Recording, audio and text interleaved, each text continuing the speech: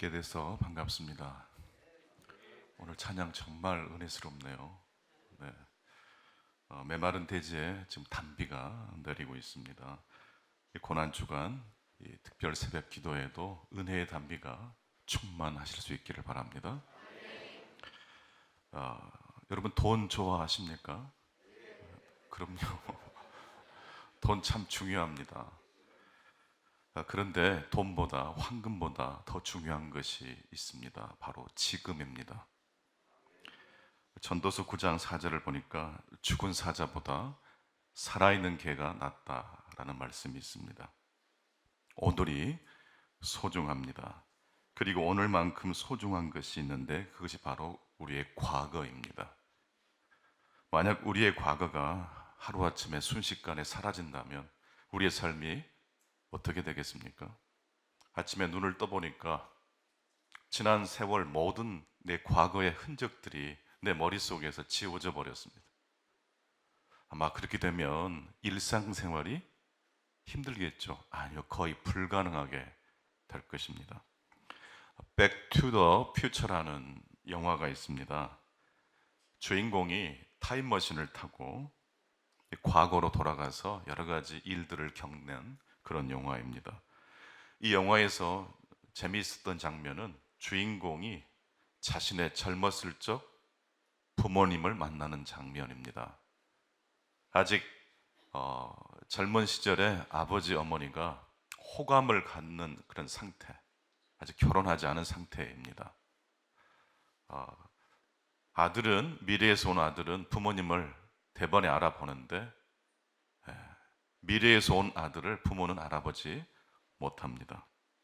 이 영화의 클라이맥스는 주인공이 의도치 않게 아버지와 어머니의 만남을 방해하게 되는데 그것 때문에 아버지와 어머니 사이에 연애 전선에 문제가 생깁니다. 이게 단순히 웃고 지나갈 이야기가 아니라 어머니 아버지가 엄마 아빠가 연애에 실패하게 되면 무슨 일이 생길까요? 주인공은 아예 태어나지 못하게 됩니다. 때마침 주인공의 손에 들려진 사진을 보니까 주인공의 얼굴 모습이 희미해지더니 점점 사라지는 것이 아니겠습니까? 아주 진짜로 이것은 엄청난 위기라는 그러한 신호입니다. 과거, 현재, 미래는 이렇듯 하나로 연결되어 있습니다. 과거가 사라지면 현재도 사라집니다. 과거는 우리의 기억 속에 있죠. 미래는 어디에 있습니까? 우리가 희망하고 또 갈망하는 가운데 우리의 미래가 우리 속에 있습니다. 과거, 현재, 미래 다 중요한데 이 중에서 가장 중요한 것은 현재입니다. 오늘 이 자리에 오신 여러분들 하나님의 은혜가 충만하시기를 바랍니다. 과거를 기억하고 미래를 기대하고 희망하는 것 역시 바로 현재의 내가 있을 때 가능하기 때문에 그렇습니다. 어린아이는 걸음마를 배울 때 수천 번 넘어집니다. 우리 역시 지금 걷고 있다는 것은 과거에 한때 수없이 뭘 했다는 의미입니까? 넘어졌다는 것을 의미합니다. 만약 우리의 과거로 돌아가서 우리가 넘어지는 장면을 바라보면서 넘어지는 것이 너무 안타까워 넘어질 때마다 붙잡아주고 아예 업어서 그 어린아이를 키운다고 생각해 보십시오. 그 결과 그 아이는 어떻게 되겠습니까? 아예 걷지 못하게 될 것입니다.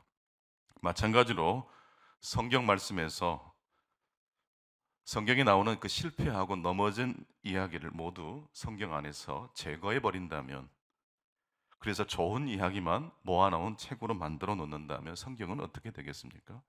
그럴 때 성경은 고장난 나침판이 되고 말 것입니다.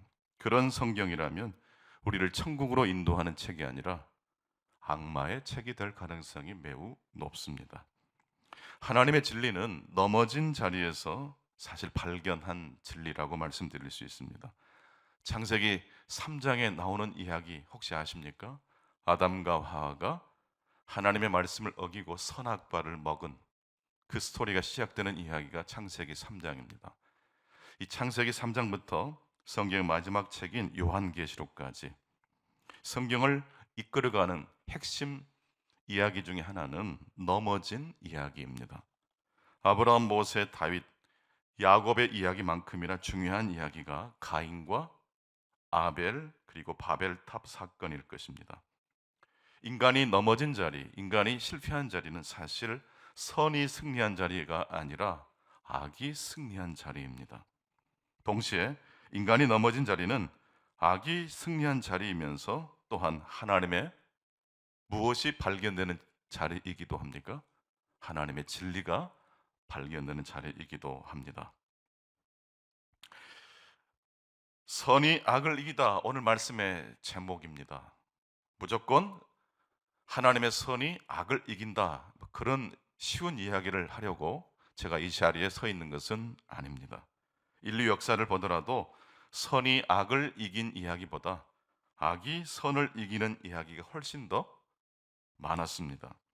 그렇다면 우리 그리스도인들이 악이 선을 이기고 있을 때 그 악을 어떻게 해석해야 할까요? 첫 번째, 하나님께서 이 아침에 우리에게 주신 말씀입니다. 악이 선을 이길 때, 우리 가정에 복잡한 문제가 터졌을 때, 우리 교회 안에 기도 제목이 생겼을 때, 혼돈이 찾아왔을 때, 우리는 그 악을, 혼돈을 어떻게 바라봐야 될까요? 첫 번째 주신 하나님의 말씀입니다. 그럼에도 불구하고 악은 처음부터 내리막이라는 사실을 기억하실 수 있기를 바랍니다. 악이 승리하는 그 자리에도 누가 그 자리에 계시기 때문일까요? 하나님이 계시기 때문입니다. 혼돈이 아무리 우리를 핥히고 지나간다 할지라도 혼돈은 질서를 이길 수 없습니다. 3년 동안 우리가 코로나로 굉장히 고생을 많이 했지 않습니까? 3년 전쯤 제 마음속에 그런 마음이 스치고 지나가더라고요. 아, 코로나 반드시 해결되겠구나. 엉뚱하게도. 왜냐하면 이 무질서가 잠시 잠깐은 우리를 지배하는 것처럼 보이지만 질서가 혼돈을 바로 잡을 때가 반드시 오기 때문이라는 생각을 했습니다. 그래서 미래에 이루어질 일을 미리 소급해서 적용을 해보고 싶었습니다. 아, 악은 처음부터서 내리막이 있구나 라는 생각을 했던 것입니다. 오늘 로마서 12장 21절 상반절에 보니까 악에게 지지 말라고 말씀하고 계십니다. 그렇다면 악에게 지지 않으려면 어떻게 해야 될까요? 넘어졌는데, 누군가를 넘어뜨렸는데, 악에게 사로잡혔는데, 악에게 지지 않으려면 어떻게 해야 되겠습니까? 이미 실수를 해버렸는데, 실수했을 때 그 실수를 다시 무효화할 수 없다면 어떻게 하면 될까요? 자신의 실수를 고백하고 인정하면 되겠죠. 악이 제일 싫어하는 일은 명찰을 붙여주는 거랍니다. 이것은 악이야, 이것은 혼돈이야. 절대로 악은 혼돈을 이길 수 없어. 악이 제일 무서워하는 지점입니다. 악에게 지면 안 돼. 그건 바로 악이야. 그런 방법은 하나님이 기뻐하지 않을 겁니다. 누군가가 혼돈의 상황 속에 있을 때 누군가가 그 한마디를 하게 되면 순식간에 혼돈은 질서적으로 방향을 틀게 됩니다. 야고보서 5장 16절 말씀을 보니까 그러므로 너희 죄를 서로 고백하고 병 낫기를 위하여 기도하라. 의인의 강구는 역사하는 힘이 많다는 말씀이 있습니다. 넘어졌을 때, 죄를 지었을 때 악을 이기는 방법은 혼자 하나님께 기도하는 방법이 아니라 셀프로 자기가 자기 자신에게 반성문을 쓰는 것처럼 죄를 고백하는 게 아니라 하나님께 우리가 기도를 드리지만 야고보서 5장 16절은 개인의 힘으로 문제를 돌파하는 게 아니고 함께 더불어서 문제를 돌파하라고 말씀하고 계십니다. 악은 우리 그리스도인들이 고립되게 만듭니다. 홀로 씩씩하게 그 길을 걷도록 그렇게 부추기는 경향이 있어요. 겸손이란, 성령 충만이란 홀로 씩씩하게 문제를 해결하는 것이 아닙니다. 나의 약점이 상대방에게 노출되는 것이 두려워서 아예 입을 담아버리고 살 수 있거든요. 넘어졌을 때, 실수했을 때 가장 좋은 방법은 I'm sorry라고 말하는 것입니다. 미안하다고. 내가 실수로 내 자신을 넘어뜨리게 할 수도 있고 나의 부족함 때문에 누군가를 넘어뜨릴 수도 있지 않습니까? 그럴 때 가장 최선의 방법은 그냥 악을 악이라고 말하는 겁니다. 내가 부족했다고, 미안하다고. 사과 한마디가 순식간에 반전을 일으킵니다. 여기서 너희 죄를 서로 고백하라고 했을 때 이 서로는 누구를 가리킬까요? 넓게 보면 교회고 목장 모임이고, 그런데 단서가 붙죠. 그냥 아무나 붙잡고 기도하는 게 아니에요. 고백하는 게 아니에요. 의인의 강구는 역사하는 힘이 많다고 그랬지 않습니까? 즉 의인에게, 의로운 사람에게 죄를 고백하는 것입니다. 여기서 의로운 사람이란 흠이 없는 사람을 뜻하지 않습니다. 누구보다도 하나님 앞에 자기 죄를 고백할 줄 아는 사람입니다. 복음이란, 기쁜 소식이란 자신을 죄인이라고 여기는 사람에게만 기쁜 소식이 된다고 합니다. 경건한 사람들이 모여 있는 곳에서 죄를 고백하면 어떻게 될까요? 큰일 납니다. 수군수군 될 것이고 속닥속닥 될 것입니다. 그런데 교회는 악인과 선인으로 구분합니까? 교회는 모든 사람이 다 죄인이라고 고백하는 모임입니까? 그렇습니다.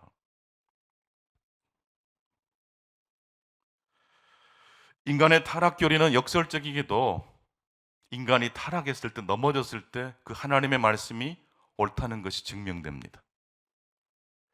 무너졌을 때 멘탈을 잡는 게 참 중요하지 않습니까? 저 인생의 삶의 여정 중에 여러 가지로 힘들고 아주 곤고한 날이 있었을 때가 있었습니다. 그때 제 마음에 멘탈을 잡아 주었던 한 문장이 있습니다. 같이 나누고 싶은데 해볼까요? 제 삶 가운데 이 한 문장이 없었다면 얼마나 힘들었을까?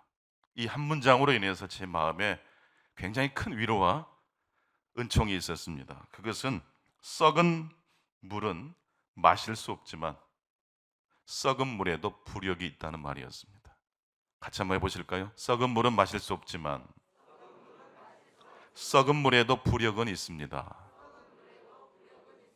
혼돈과 무질서로, 그래서 아무것도 소망이 보이지 않을 때 바로 그 자리에 하나님의 진리가 있습니다. 하나님이 함께 하십니다. 아담과 하와가 어디에서 넘어졌죠? 환경이 열악해서 넘어졌죠? 에덴 동산에서 넘어졌습니다. 가장 최고의 환경에서 넘어졌습니다. 그러면 누가 넘어진다는 뜻입니까? 속상한 일을 만난 사람만 넘어질까요? 인격적으로 부족한 사람만 넘어질까요? 훌륭하고 인격적으로 탁월한 사람도 넘어질 수 있습니까? 예, 그렇습니다. 넘어지는 각도, 방향은 수십, 수백 가지입니다. 저마다 이유로 넘어지는 겁니다. 몇 가지 이유로 정리가 안 됩니다. 넘어진 이유는 얼마나 많은지 몰라요. 들어가 보면 웃음이 나오는 경우도 있어요. 별 일도 아닌 것 같은데 넘어져요. 근데 그게 나한테는 굉장히 큰 문제죠. 인간의 타락도리는 역설적이지만 인간이 넘어진 자리에서 하나님의 진리가 증명이 됩니다. 성경은 누구라도 넘어질 수 있다고 말합니다. 그래서 넘어진 모습을 보면 놀라지 마십시오. 그럴 수 있다고 하나님의 말씀을 붙드실 수 있기를 바랍니다. 너는 왜 그렇게 늘 실수하냐? 너는 왜 자꾸 이렇게 넘어지냐? 그러면 안 돼요. 누구든지 넘어질 수 있어요. 환경이 좋지 않아서 넘어질 뿐만 아니라 환경이 좋아도 넘어져요. 여러분, 언제 여러분의 삶에 지루함과 권태가 찾아옵니까? 먹고 살만할 때이지 않습니까? 힘들고 어려울 때는 그냥 막 돌아가고 쳇바퀴 돌듯이 정신없이 돌아가니까 문제가 문제인지도 모르고 지나가요. 여유가 찾아왔을 때 괴롭거든요. 이스라엘이 멸망했을 때, 바벨론의 예루살렘 성전이 무너지고 그 수많은 사람들이 바벨론의 포로로 끌려갔을 때, 그때는 말 그대로 악이 승리한 날이었습니다. 하지만 이스라엘의 멸망은 궁극적으로 하나님의 승리이기도 했습니다. 원래 하나님은 심은 대로 거두는 법칙을 통해서 통치하시지 않습니까? 예수만 믿으면 잘못해도 항상 하나님이 지켜주시는 건 아니잖아요. 그렇죠? 만약에 내 윤리 도덕 삶은 무너졌는데 교회만 열심히 다니면 하나님이 지켜주실 거야, 이런 신앙을 가리켜서 고급 언어로 부적신앙이라고 말합니다. 부적을 몸에 지니고 다니면 내 가치관과 관계없이 악이 피해갈 것이다. 그런 신앙을 가진 사람들이 우리나라에도 꽤 많죠. 교회 안에도 그런 신앙 성향이 가진 분들이 있을 수 있어요. 이스라엘은 자신들의 잘못 때문에 무너진 것이었지 하나님의 무능력해서 넘어진 게 아니었어요. 넘어진 다음에 이스라엘이 포로로 끌려가서 그걸 깨달은 거예요. 내가 왜 넘어졌는지를 하나님의 진리의 빛 안에서 깨닫게 되니까 이것이 손해만 될까요? 인생의 플러스도 되었을까요? 그렇죠. 그래서 포로기에 잡혀갔을 때 이스라엘 백성들이 손해만 있었던 게 아니에요. 하나님에 대한 깊은 이해가 더 깊어졌고 믿음이 성숙해졌습니다. 하나님에 대한 지식이 더 깊어졌습니다. 넘어져서 망한 게 아니라 넘어져서 승리하게 된 줄로 믿습니다. 악이 승리할 때 악은 자기도 모르게 하나님의 협력자가 됩니다. 저희 집에 그 아이들이 지금은 다 컸는데 꼬맹이 시절 때는 자주 아팠어요. 응급실을 자주 가고 병원 입원을 많이 했는데 자꾸 반복되니까 짜증이 나더라고요. 근데 그날도 병원에 갔더니 입원을 시키라고 해서 투덜투덜 하고 싶은 마음이 올라왔는데 순간 좀 반전을 시키고 싶었어요. 그래서 제 입에서 저도 모르게 튀어나온 말이 저희 아내를 향해서 여보 여보, 오늘이 그날이네. 무슨 날? 온 가족 수련의 날. 병원에 입원한 그날부터 명찰을 붙여줬어요. 온 가족 수련회. 신기하게도 정말 그렇게 되는 것 같아요. 복잡하고 혼란스러웠는데 그 혼란스러움을 하나님께서는 분명히 질서로 바꿔내십니다. 변한 건 없는데 우리의 마음이 바뀌니까, 세상과 삶에 대한 해석이 바뀌니까 그렇게 되더라는 말씀입니다. 그리스도인의 삶에서 가장 중요한 것은 예수님의 이야기입니다. 동의 가능하시죠? 교회의 이야기보다 사실 예수님의 이야기가 더 중요합니다. 만약 우리 교회에서 예수님의 이야기보다 더 호응이 되는 이야기가 있다면 그것은 교회의 위기일 것입니다. 아무리 집사님, 권사님이 만나면 사랑스럽고 또 교제하는 것이 기쁘지만 인간적인 교제는 한계가 있습니까? 없습니까? 있어요. 그래서 예수님의 이야기가 우리 교제의 중심이 되어야 합니다.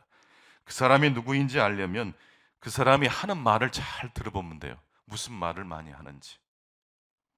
백화점 세일 이야기를 많이 하시면 백화점 직원일 가능성이 0.1%라도 있는 것입니다. 대안 없이 교회를 비판하는 사람은 교회를 사랑하지 않는 사람입니다. 사도신경을 우리가 매주일 예배 때마다 고백하시지 않습니까? 거기에 교회는 비판의 대상이 아니라 믿음의 대상으로 나옵니다. 거룩한 공교회를 믿습니다라고 하지 않습니까? 거룩한 공회를 믿는다. 거룩한 공교회를 믿는다 그랬지. 교회를 다닌다, 교회를 비판할 수도 있다, 그렇게 말씀한 적이 없습니다. 여러분의 부모님이 부족한 모습이 있다 할지라도 어머니를, 아버지를 대놓고 지적하고 비난하게 된다면 설령 그것이 일리가 있는 문제라고 할지라도 사실 내 인생의 뿌리를 내가 잘라버리는 것이나 마찬가지지 않습니까?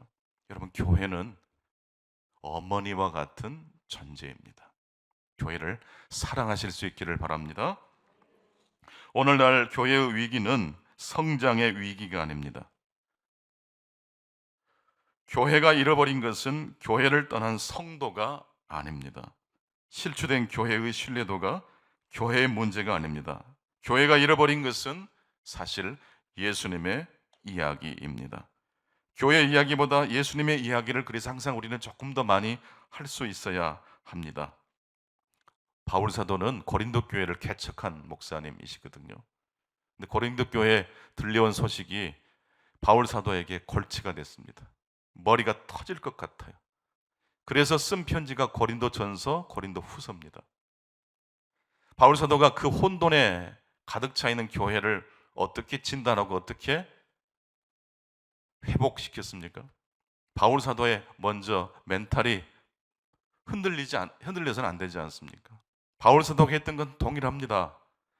문제를 바라보긴 바라봤어요. 그러나 문제는 흘낏 쳐다보고 그 교회의 머리가 되신 예수 그리스도는 어떻게 봤을까요? 뚫어지게 쳐다본 줄로 믿습니다.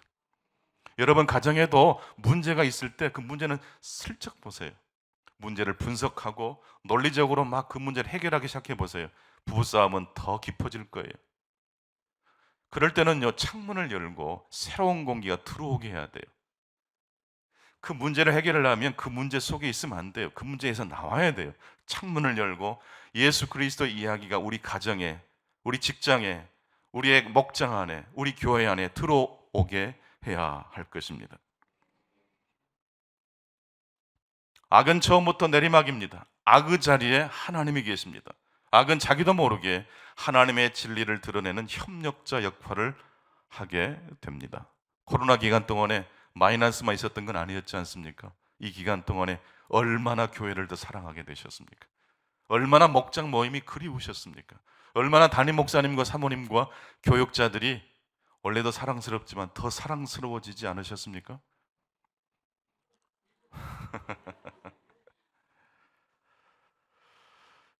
악은 처음부터 내리막입니다. 그리고 두 번째로 오늘 이 아침에 주신 말씀입니다. 악에 대한 답은 악이 아니라 선입니다. 한번 같이 해보실까요? 악에 대한 답은 악이 아니라 선입니다. 예수님입니다. 악에게 지지 말고 선으로 악을 이기라 라고 말씀하셨습니다. 여기서 선이란, 악을 이기는 선이란 무엇을 의미할까요? 창세기 1장 31절에 그 선의 비밀이 나옵니다. 창세기 1장 31절 같이 한번 읽겠습니다. 시작. 하나님이 지으신 모든 것을 보시니 보시기에 심히 좋았더라. 저녁이 되고 아침이 되니 이는 여섯째 날이니라. 하나님이 지으신 모든 것을 보시고 보시기에 심히 좋았다 하셨는데, 심히 좋았다, 바로 이 말씀이 선입니다. 여러분, 선이란 심히 좋은 거예요. 보시기에 심히 좋은 게 선이에요. 즉 선이란 충만을 의미합니다. 반대로 악이란 충만하지 못한 게 악이에요. 그래서 어거스틴은 악이란 선의 결핍이라고 이야기했습니다. 여러분, 돈 부족해 보세요. 그때부터 순식간에 어두워지잖아요. 시간이 부족해 보세요. 바쁜데 자꾸 누군가가 나를 귀찮게 해보세요. 말이 곱게 나갑니까? 거칠게 나갑니까? 나도 모르게 이상해져 버리잖아요. 여유가 사라지고 우리 삶의 여백이 사라지면 그게 악이 되고 고통이 돼버려요. 그런데 내 지갑에 계속 돈이 들어올 수 있다는 기대와 희망이 있는 사람은 밥 사는 게 두렵지 않습니다. 근데 한정되어 있는 이 자원을 가지고 살아가야 될 때, 허리띠를 절라매야 될 때 얼마나 힘이 듭니까? 악이란 부족함이에요. 선이란 충만함이에요. 시편 23편에 보면 혼돈의 자리에서 다윗이 하나님의 충만함을 고백합니다. 주께서 내 원수의 목전에서 상을 차려주시고 기름을 내 머리에 부으셨으니, 하나님이 다윗에게 기름을 부어주셨어요. 원수의 목전에서 상을 차려주시고 기름을 다윗의 머리에 부으셨는데, 살짝 부으셨습니까? 그냥 막 부으셨습니까? 넘치게 부으셨어요. 그래서 다윗의 입에서 이게 터져 나와요. 내 잔이 넘치나이다. 이게 선이에요. 악이 우리를 괴롭히지 않는 상태, 모든 문제가 해결된 상태가 선이 아니에요. 힘들어요. 문제가 여전히 가득 차 있어요. 그런데 하나님의 공급이 충만한 거예요. 예배를 통해서, 말씀 묵상을 통해서, 교회를 섬기는 그 일을 통해서 충만한 공급이 있게 되시기를 바랍니다. 그러면 삶이 열악하고 문제가 나를 핥히고 지나가도 그 문제를 뛰어넘을 수 있는 거예요. 시편을 보니까 주와 함께 담을 뛰어넘는다는 표현이 있더라고요. 저 그 말씀이 너무 좋아요. 담을 무너뜨리는 게 아니고 담을 뛰어넘는 거예요. 문제를 뛰어넘으실 수 있기 바랍니다. 14세기 유럽은 흑사병으로 유럽 인구의 3분의 1이 죽었습니다. 팬데믹이 14세기에 발발했습니다. 이때 영국의 노르치 줄리안이라는 한 여성 수도사에게 하나님께서 계시의 말씀을 들려주십니다. 그 계시의 말씀이 이 말씀이었습니다. 그러나 만사가 잘 될 것입니다. 같이 해보실까요? 그러나 만사가 잘 될 것입니다. But will be well. 그러나 만사가 잘 될 것입니다. 그러나가 중요합니다. 유럽의 3분의 1이 죽었어요. 내 가족들도 많이 죽었어요. 그러나 만사가 잘 될 것입니다. 그 혼돈도 절대자이신 하나님 앞에 그 혼돈을 바라보면 지금은 우리를 지배하는 것 같고 하나님과 같이 막강한 힘을 발휘하는 것처럼 보이지만 그럼에도 불구하고 하나님 앞에는 그 모든 것들이 상대적이 된다는 것입니다. 그래서 우리 그리스도인들은요, 절대라는 말을 함부로 사용하면 안 돼요. 절대 안 돼. 절대 그것은 쉽지 않을 거예요. 절대라는 말은 누구에게만 붙일 수 있는 호칭입니까? 절대자이신 하나님에게만 붙여야 되죠. 그럴 때 우리에겐 숨이 쉬어집니다. 그럴 때 세상을 살아가게 될 용기를 얻게 됩니다. 하나님은 전능하신 하나님, 혼돈을 질서로 바꾸시는 하나님이십니다. 여러분의 삶이 올 한 해 만사가 잘 되실 수 있기를 축원합니다. 그런데 만사가 잘 되려면 만사가 있어야 됩니다. 그렇죠? 이때의 올 속에는 좋은 일만 들어가죠. 항상 햇볕만 있고 오늘처럼 궂은 날은 없고, 아랍 속담에 햇볕이 흐린 날이 없이 햇볕만 내리쬐면 사막이 된다라는 속담이 있어요. All will be well 속에, 그 all 속에는 좋은 일뿐만 아니라 내가 생각할 때 괴로운 시절도 들어가는 것입니다. 만사가 잘 되려면 만사가 있어야 됩니다. 그리고 만사가 잘 되려면 만사를 어떻게 해야 될까요? 심은 대로 거두는 법칙 아시죠? 만사가 잘 되려면 만사를 어떻게 해야 돼요? 심어야 돼요. 즉 하나님의 섭리의 관점에서 혼돈과 악을 바라보자는 뜻입니다. 지금은 이해가 되지 않지만 하나님은 지금도 일을 하고 계십니다. 세 번째로, 만사가 잘 되기 위해서 만사가 있어야 되고 만사를 하나님의 관점에서 바라봐야 되고, 그리고 더 중요한 것이 있어요. 마지막 세 번째로, 만사가 하나님이 기뻐하신 방향으로 움직여야 합니다. 그러려면 만사를 움직여야 되려면 어떻게 해야 될까요? 그 젊은 청년들이 연애하는 걸 보면 밀당을 하더라고요. 막 썸도 타고. 근데 밀당을 해서는 이 연애가 성공이 안 됩니다. 팽팽하면 역사가 이루어지지 않아요. 한쪽 편이 한쪽 편에게 약간 맛이 가야 돼요. 코미디언들이 예쁜 여성들을 아내로 이렇게 삼는 경우가 참 많은데 그 비결이 간단해요. 상대방을 그렇게 존중을 잘해준다네요. 상대방에게 존중을 드리면 반드시 돌아오는 것은 우리가 기대한 바로 그겁니다. 여러분, 존중을 받을 때 행복하시죠? 기껏 밥을 요리를 해놨더니 맛있단 말 한마디도 않고 먹어요. 상을 엎어버릴 수도 없고. 근데 짜고 맵지만 맛있다고, 고맙다고, 그럴 때 굉장히 마음이 따뜻해지잖아요. 나도 아는데 맛이 없었는데 저렇게 말을 해주다니. 우리 남편은 그리스도를 닮아가고 있어. 그럴 수 있지 않습니까? 만사를 움직이려면 만사가 균형이 어긋나야 됩니다. 팽팽하면 안 됩니다. 저는 그래서 50대 51대는 역사가 일어나지 않지만 1%만 한쪽으로 움직이면, 그래서 49대 51이 되면 연애도 성공하고 사업도 어떤 열매를 거두는 출발 지점이 되고, 우리 자녀들이 갑자기 성적이 쑥쑥 올라가는 건 아니거든요. 근데 그 결과를 너무 큰 결과만 보고 보니까 실망이 돼요. 1%, 그 아이가 공부 안 하는 쪽이 아니라 공부하는 쪽으로 옮겨지고 있다면 여러분 기뻐하십시오. 설거지하면서 찬양하십시오. 하나님, 만사를 지금 잘 되고 있는 현장을 목격했나이다. 우리는 마귀가 그렇게 우리를 속여버린 것 같아요. 헌신을 할 때는 항상 크게 해야 되고 많이 해야 되고 격렬하게 해야 된다고 생각해요. 아니요. 하나님의 인생 레시피는 1%일세요. 1%를 더 적용하면 0.5%도 가능할까요? 그렇죠. 오늘 여러분들 이 예배 나오신 분들도 90%, 100% 성령 충만해서 오신 분도 계시겠지만 아이 모르겠다. 그래도 가자. 1%가 이쪽으로 움직이니까 우리의 인생이 움직이잖아요. 만사를 하나님의 은혜 가운데 잘 되는 쪽으로 1%, 1cm, 1m 내가 할 수 있는 그 분량 가운데 헌신하시고 도전하실 수 있기를 주님의 이름으로 축복합니다. 바울 사도는 고린도 교회 문제 역시 복잡하게 생각하지 않았습니다. 한 가지만 풀리면 되겠다.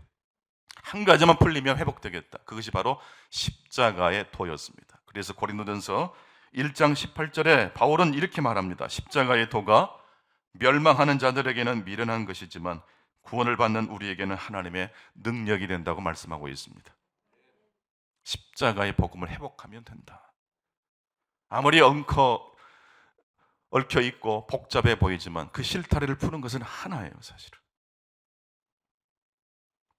고린도 교회는 신앙생활을 십자가의 복음을 통해서 시작을 했는데 어느 순간 그 교회 가운데 세속의 물결이 들어오기 시작했습니다.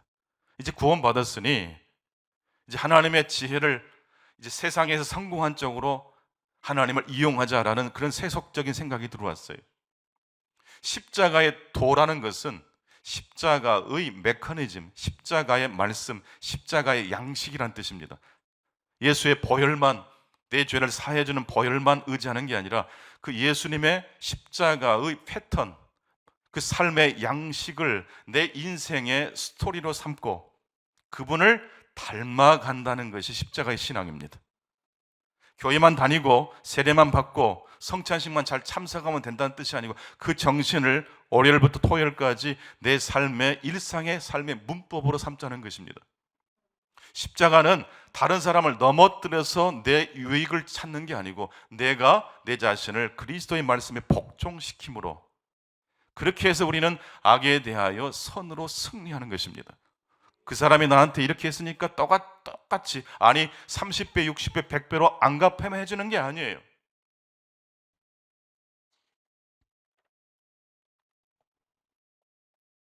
고린도 교회는 예수님이 십자가에서 흘리신 피에만 관심이 있었고 예수님의 십자가가 우리 생활에 주는 의미에 대해서는 관심이 없었습니다. 저는 말을 잘하는 사람보다 말을 예쁘게 하는 사람이 좋더라고요. 노크 없이 들어온 분들보다 노크를 똑똑똑 하면서 혹시 목사님 시간이 있으시면 제가 좀 부탁드릴 일이 있는데 라고 들어오신 분하고 벌컥 들어와서 목사님 제가 지금 2주일 동안 못 나오는데 저를 이렇게 관심 없이 보고 계신 것 같아서 알려드립니다. 우리가 어떻게 합니까? 그렇죠? 개척 단계에서는 다 보입니다. 근데 이게 100명, 200명, 300명이 이렇게 넘어가 버리면 그때는 목자의 역할이 목녀 역할이 굉장히 중요한 겁니다. 작은 교회가 교회 안에 이루어진 것은 바로 그 원리를 가지고 함께 협력하자는 것 아닙니까? 우리 목사들도 일반 직장인들과 똑같이 그런 마음으로 아니 그 이상을 가지고 열정적으로 노력하고 애를 쓰지만 넘어질 때가 있을까요, 없을까요? 있어요. 저도 어제 아침 새벽 예배 설교 마치고 2개의 문자를 저희 교회 성도님에게 받았어요. 그냥 계속 보고 있어요 지금. 잊어버릴만 하면 계속 저장해놨다 보려고 그래요. 이게 목사예요 사실은. 목사님을 통해서 하나님이 들려주신 말씀이 있지만 그 말씀을 받은 성도들이 참 맛있게 먹었어요 라고 이렇게 해주시면 그것 때문에 감격해요. 세상은 폭력적인 방법으로 구원을 쟁취합니다. 가인이 동생 아벨을 죽인 이유 역시 폭력적 방법으로 구원을 이룬 방법입니다. 그래서 서두름은 마귀가 사용하는 무기가 아니라 마귀 자체라고 했습니다. 흥분하면 안 됩니다. 그럴 때는 창문을 여시고 호흡을 가다듬고 말씀과 찬송 속에 젖어 들어가실 수 있게 바랍니다. 한 30분만 그렇게 하고 나면 언제 모르게 또 이렇게 흥분된 마음이 사라지거든요. 그럴 때 선택, 결정하실 수 있기를 바랍니다. 하나님은 악에 대한 답이 더 센 악이 아니라 하나님의 미련한 방법, 세상이 볼 때 하나님의 그 어리석은 방법이라고 했던 십자가의 도를 통해서 악에 대하여 대답하라고 말씀하고 계십니다. 똑똑한 그리스도인을 넘어서서 겸손한 그리스도인의 자리로 나가실 수 있기 바랍니다. 뭔가 좀 부족한 것 상대방에게 내 자신의 자세를 낮추면 상대방이 감동을 받지 않습니까? 교회는 세속의 방식을 거부하고 세상과의 차이점을 만들어야 됩니다. 하나님은 약함을 통해서 일하십니다. 하나님의 약함은 그분의 강함입니다. 예수님은 자신을 조롱하는 로마 군인들과 같은 방식으로 맞서지 않으셨습니다. 여러분, 힘들고 어려울 때 예수님은 이미 원수들에게 둘러싸였고 옷이 벗겨졌고 조롱을 받으셨지 않습니까? 우리가 그리스도를 따라가는 사람인데 힘들 때 원수들에게 애워싸인 그리스도를 생각하실 수 있기 바랍니다. 그래서 우리들에게 뭔가 비난이 왔을 때 예수님 생각하면 견딜 수 있어요. 예수님의 승리는 그래서 악에 대하여 악으로 대답하지 않고 선으로 대답하신 승리입니다. 그래서 악은 우리 그리스도인들을 처음부터 이길 수 없습니다. 악은 언제나 악으로 대답하기 때문입니다. 우리 그리스도인들은 악에 대하여 선으로 대답해야 될 줄로 믿습니다. 이제 마지막 세 번째, 그렇다면 선을 향하여 그렇게 열심히 달려간 우리들이 결국 도착하는 지점은 선의 종착점인데 그 선의 종착점에는 무엇이 있을까요?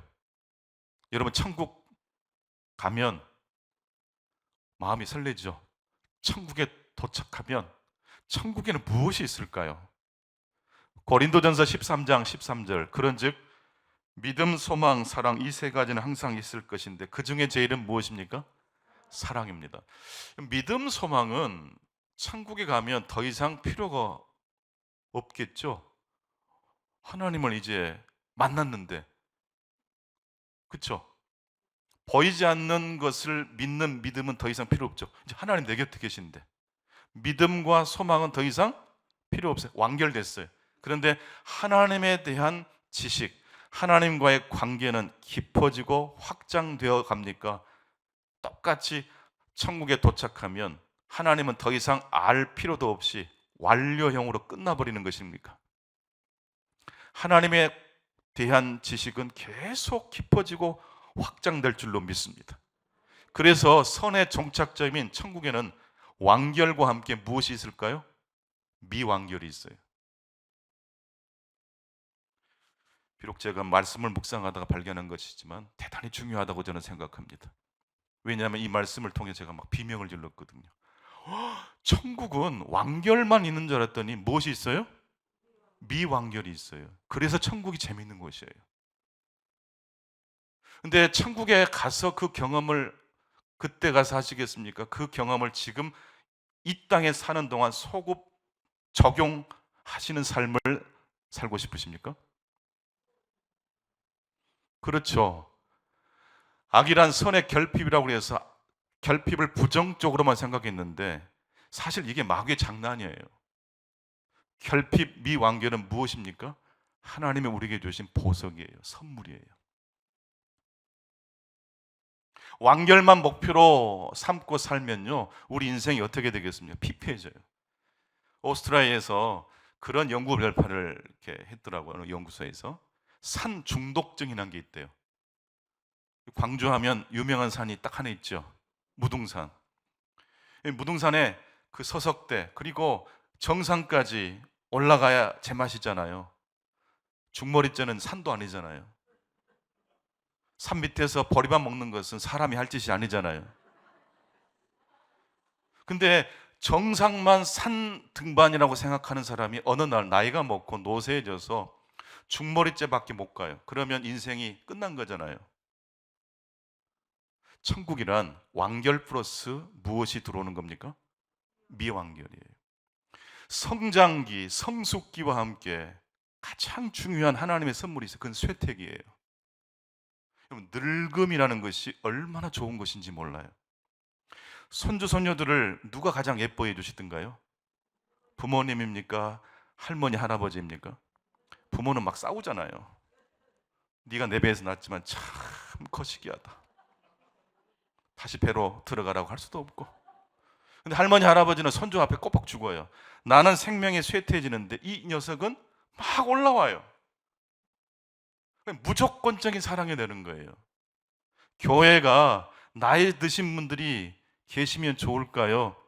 다 젊은 사람만 있어야 될까요? 할아버지, 할머니가 계실 때 젊은이들이 할 수 없는 게 있어요. 그냥 젊은 사람들을 볼 때 우리 어르신들은 그냥 이쁘거든요. 그러시죠?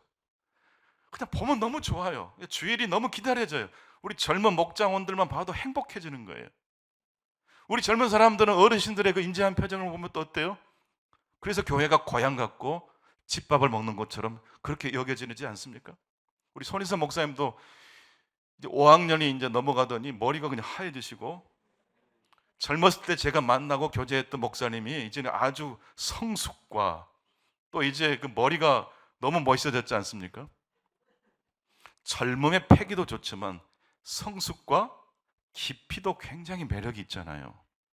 더 나아가서 쇠퇴기가 하나님이 주신 선물이에요.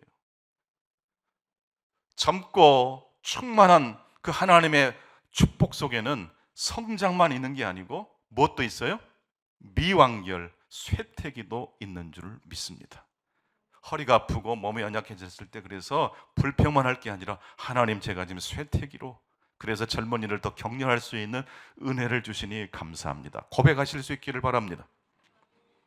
완결과 미완결이 결혼하는 곳 천국입니다. 선과 악이 결혼하는 것, 그것이 천국입니다. 그것을 우리 가정에 가지고 와 보니까 우리 가정도 어떤 것입니까? 천국으로 보여지게 될 줄로 믿습니다.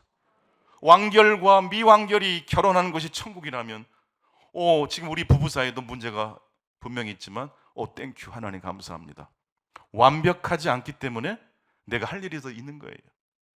완벽하지 않기 때문에 긍휼히 여기는 마음이 샘솟듯 일어나게 될 줄로 믿습니다. 믿음, 소망, 사랑, 그 중에 제일은 사랑입니다. 사랑은 완결이 없습니다. 완결만큼 소중한 것이 그래서 결핍입니다. 완결의 짝은 미완결입니다.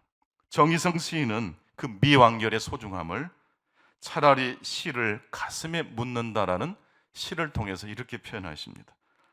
발표 안 된 시 2편만 가슴에 품고 있어도 나는 부자다. 부자로 살고 싶어서 발표도 안 한다. 시 2편 가지고 있는 동안은 어느 부자 부럽지 않지만 시를 털어버리고 나면 거지가 될 게 뻔하니 잡지사에서 청탁이 와도 안 주고 차라리 시를 가슴에 묻는다. 거지는 나의 생리에 맞지 않으므로 나도 좀 잘 살고 싶으므로. 완결이 소중하다면 감춰두는 것 역시 소중합니다. 사람이 언제 권태에 빠집니까? 다 알았다고 생각하니까 권태에 빠져요. 여러분의 목사님, 손희선 목사님을 제가 참 좋아하거든요. 양파 같은 분이에요. 벗겨도 계속 나와요. 올해 그 일어나 빛을 발하라 그 찬양 계속 부르시나요? 우리 교회는 이제 18번이 됐어요. 예배 때 부르려고 준비하고 있어요. 연습해서. 얼마나 좋은지 몰라요. 여러분의 목사님이 그냥 단순히 목회자의 단순한 몇 가지 은사만 있는 분이 아니에요. 제가 볼 때 이분이 연예인이 돼서도 될 분이에요. 얼마나 잘생기셨어요. 찬양은 또 얼마나 잘합니까? 근데 그분의 가장 큰 장점은 결핍의 의미를 아는 분이라는 거예요. 그래서 이 열린배들교회가 지금도 부흥인데 앞으로 더 부흥될 것 같아요. 그 은혜를 사모하는 분들이. 오늘 또 이 새벽에 오신 분들 가운데 그런 하나님의 은총이 만져주심이 있게 되기를 바랍니다.